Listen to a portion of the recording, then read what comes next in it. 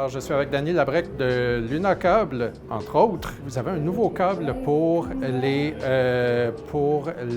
la puissance, donc un fil pour brancher les appareils dans le mur. Câble d'alimentation. Câble d'alimentation. Pourquoi? Parce que nous, ce qu'on est toujours en train de faire, c'est d'améliorer la qualité sonore qu'on peut sortir des équipements. C'est vraiment notre rôle comme dans le câble Luna. Un accessoire évidemment très important, pas de câble, il n'y a pas de son. Mais on veut vraiment essayer d'optimiser le plus possible les équipements qu'on est en train de travailler avec.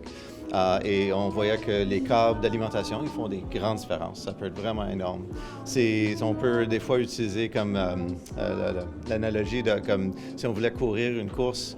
Une plus grande paille, c'est mieux de respirer sur une plus grande paille qu'une plus petite paille. Et il y a un peu ça, mais c'est pas juste le gauge du fil. Alors, on peut utiliser ça comme le gauge, mais aussi, c'est les caractéristiques résonantes du câble ont énormément d'effet aussi, parce que tous les câbles qui sont branchés à votre système sont tous c'est comme des antennes de vibration. Alors, si on peut minimiser les vibrations qui rentrent du câble. Parce que là, vous en avez déjà vous avez les bleus, par exemple, qui sont vraiment excellents et qui ont été encensés par l'industrie en tant que telle. Oui. Donc, mais là, vous avez fait le nouveau modèle rouge. C'est quoi la différence quand vous dites, OK, on va faire un nouveau câble puis il va être meilleur que l'autre? Alors, c'est ça. Alors, le rouge, depuis très, très longtemps, on a déjà eu le mauve est déjà en production depuis longtemps, l'orange aussi, le gris. Mais on a toujours eu la police de la compagnie, si on ne trouve pas qu'un câble va vraiment justifier aller à rouge, on ne le fait pas en rouge. Même si on a eu des demandes constamment pour « Oh, tu peux le faire en rouge », c'était pas prêt. Alors, on a trouvé des nouveaux matériels de diélectrique qu'on n'avait pas accès avant, qui nous a laissé faire un câble qui n'était pas trop énorme, pas trop inflexible, mais encore avoir les gauges de cuivre, le gauge de conducteur qu'on voulait. Aussi, on a développé un nouveau module qui est semblable au module qu'on utilise pour nos fils haut-parleurs pour essayer de mitiguer un petit peu les résonances qui vont aller sur le câble. C'est un peu de tout. On a trouvé des nouveaux connecteurs qu'on aime mieux pour être capable d'avoir un peu plus de résolution, un peu plus de respiration, d'ouverture. Mais justement, par rapport aux connecteurs, par exemple, et aux différentes choses, j'ai vu que vous utilisez maintenant des connecteurs au rhodium, par exemple. Oui. Mais pourquoi pas juste utiliser du cuivre? Je veux dire, le cuivre, techniquement, il va juste mieux transmettre Oui, le cuivre, c'est superbe. C'est juste que le cuivre, c'est seulement bon pour un certain temps.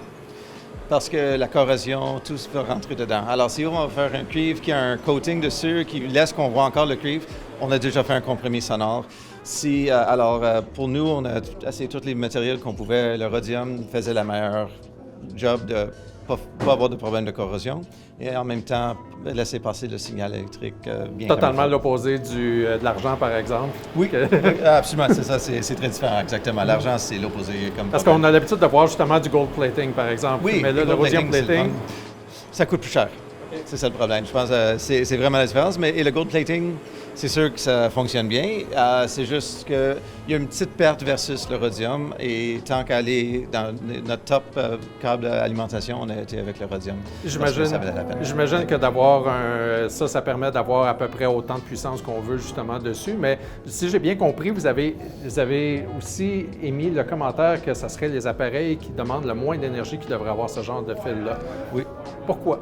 Souvent, on trouve que c'est les appareils qui vont tirer très peu d'énergie, qui ont besoin d'un peu plus d'aide, ou on veut que ça soit le plus bas résistance possible et le conduit le plus facile. Alors, si on veut prendre juste des petites gorgées d'eau, ça prend quelque chose qui va nous laisser si on ne tire pas très fort.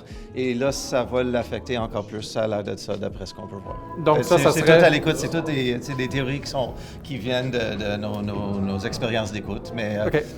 C'est du... Puis vous avez vu vraiment une grosse différence justement entre les différents câbles, entre les différents éléments. Puis ça vaut la peine de justement dire, OK, je passe d'un fil qui va être justement le gris, par exemple, puis je vais dire, je vais avoir une différence quand même si je vais avoir la version rouge. Absolument. Ça va être...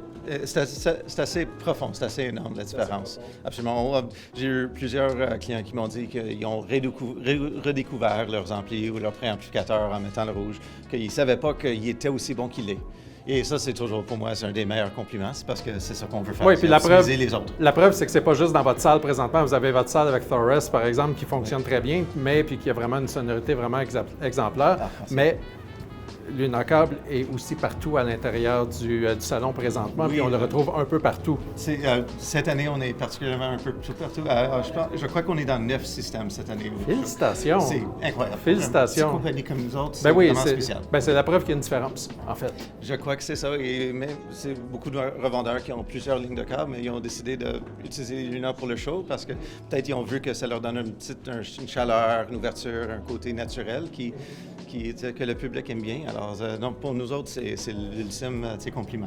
Danny, c'est toujours un plaisir de te rencontrer. Merci, À la prochaine. Patrick.